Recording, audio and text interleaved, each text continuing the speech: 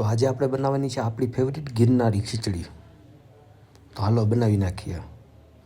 એના માટે થઈને સૌની પહેલાં ગાજર, મરચાં, ફૂલકોબી, ટમેટાં, કેપ્સિકમ, રીંગણા, બટેટા અને ડુંગળી કાપી નાખ્યા છે. અને આ બાજુ આપણે આપણી ખીચડી લઈ લીધી છે, મગની દાળ અને ચોખાની.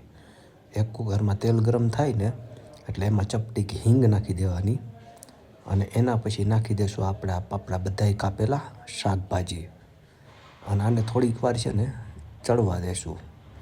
એમ જ મીઠું નાખીને થોડા અમથા ફ્રાય થઈ જાય ને પછી એમાં નાખી દઈશું આપણે ચપટીક હળદર, મરચાંની ભૂકી, ધાણા જીરું અને પછી નાખી દઈશું ખીચડી.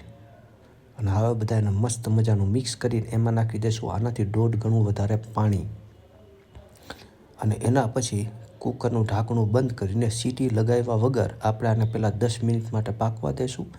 એના પછી સીટી લગાવીને 3-4 સીટી મારી લેશું એટલે આ આપણી ગિરનારી ખીચડી મસ્ત તૈયાર થઈ ગઈ. પણ સાંભળો, હજી આમાં આપણે ઘીનો તડકો મારશું.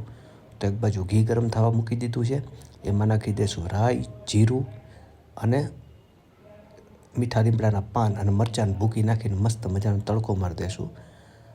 તો હાલો બધાય ગિરનારી ખીચડી ખાવા માટે થઈને વિડીયો ગમે તો લાઇક, શેર અને સબસ્ક્રાઈબ કરવાનું ભૂલતા નહીં.